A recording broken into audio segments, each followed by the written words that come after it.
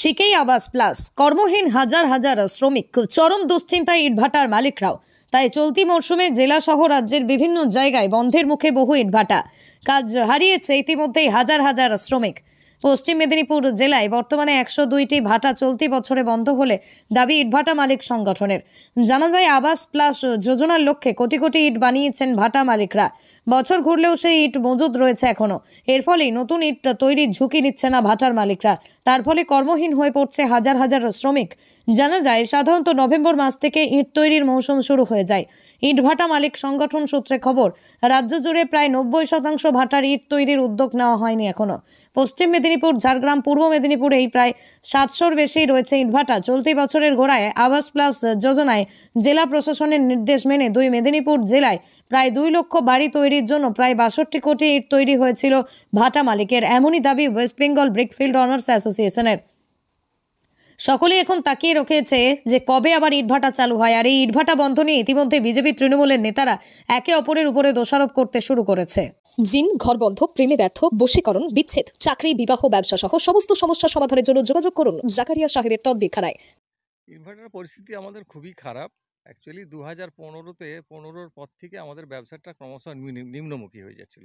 বাজারে আমাদের যে উৎপাদন হয় তার থেকে চাহিদা অনেক কম থাকতো, যার ফলেই আমরা, তারপরে কোভিড এসেছে, অর্থনীতি পড়ে গেছে, নির্মাণ কাজের পরিমাণ কমে গেছে।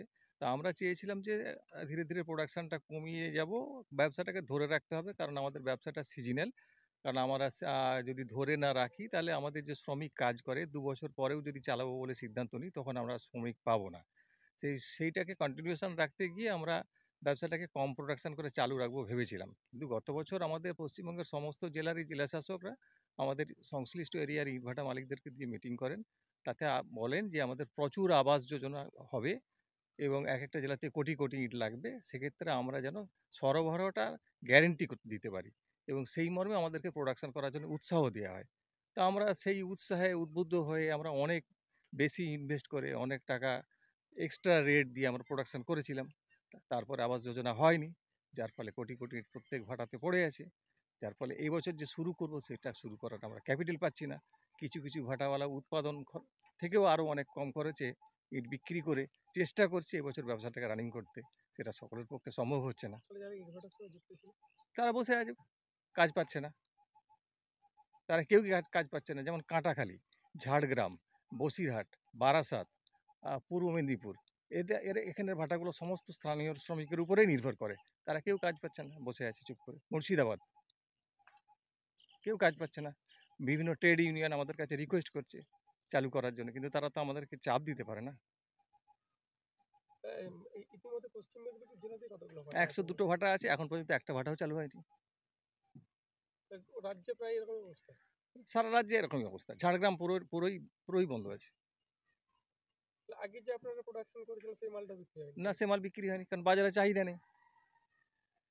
কত কর্মী, মানে এক একটা ইট ভাটাতে প্রত্যক্ষভাবে প্রায় 1 থেকে 150 কর্মী আছে, প্রত্যক্ষভাবে, পরোক্ষভাবে অনেক আছে। এত মানুষ কাজ হারিয়েছে? এত মানুষ কাজ হারিয়েছে, কারণ আমাদের ইট ভাটার উপর নির্ভর করে 5খানা ট্রাক্টর আছে। সেই এক একটা ট্রাক্টরে 4টা করে লেবার আছে, তারাও সব বসে আছে। মাটি কাটার লোক আছে, তারাও বসে আছে। ভ্যানওয়ালা, তারাও বসে আছে। শুধু তাই নয়, আমাদের যেমন বেলতলা, এই বেলতলাকে কেন্দ্র করে এখানে 3টে ইটভাটা আছে। এই 3টে ইটভাটাতে ফুল সিজন কাজ করলে শুধু শ্রমিককে আমরা খাবার দরুন এক একটা ভাটা সপ্তাহে 1 লাখ টাকা করে দিই। আর 3টে ভাটাতে 3 লক্ষ টাকা আমরা পেমেন্ট করি সপ্তাহে। আর এই 3 লক্ষ টাকাটা লোকাল মার্কেটে খরচা হয়, সেখানেও আমাদের একটা অর্থনীতিতে প্রভাব পড়ে, সেটাও বন্ধ। সরকারের কাছে কি দাবি করবেন? সরকারের কাছে এই মুহূর্তে আমরা প্রাইম মিনিস্টারকে একটা চিঠি লিখেছি যে এই মুহূর্তে আমাদের আবাস যোজনা চালু করা হোক, তা নাহলে আমাদের এই শিল্পটা ইতিহাস হয়ে যাবে। আপনার নাম? আমার নাম সাব্বির আহমেদ। আমি আমাদের বেঙ্গল ব্রিকফিল্ড ওনার্স অ্যাসোসিয়েশনের স্পোক্স পারসন। শুধু আবাস যোজনার বাড়ি যেমন হচ্ছে না, সেরকমভাবে কেন্দ্রীয় সরকার বাংলাকে সার্বিকভাবে, বাংলার অর্থনৈতিক অবরোধ করার জন্যে বাংলার অনেক ক্ষেত্রেই এই বিল্ডিং হওয়া বা কনস্ট্রাকশন হওয়া আটকে রয়েছে। এটা তো সত্যি সমস্যার কথা, কিন্তু সেই সমস্যা শুনবে কে?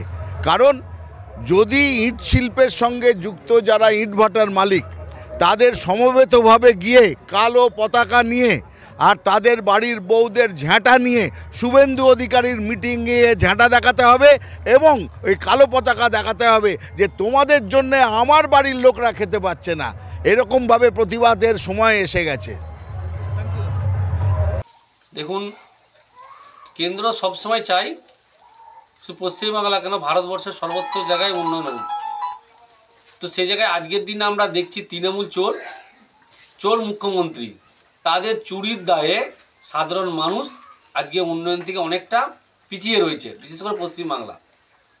তো সেই জায়গায় চুরিটা বন্ধ করলে, হিসাব নিকাশ পরিষ্কার করলে, তাহলে যেমন রাজ্যের উন্নয়ন হবে তেমন সাধারণ মানুষও সে উন্নয়নের রাস্তা ধরে এগিয়ে যেতে পারবে।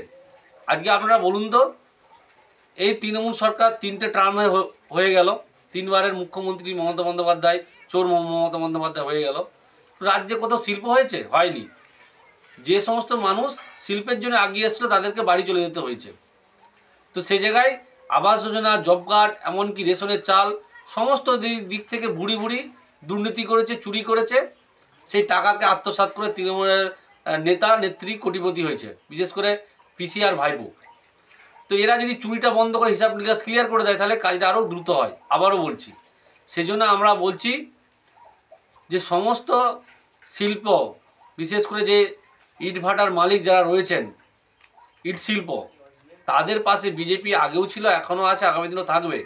তবে এই চুরির দায়ে, এই চুরির জন্য যারা দায়ী তাদের উপযুক্ত শাস্তি দিয়ে এই পশ্চিমবাংলার উন্নয়নকে এগিয়ে নিয়ে যাওয়া যায়, তার জন্য কেন্দ্র সরকার ব্যবস্থা করছে।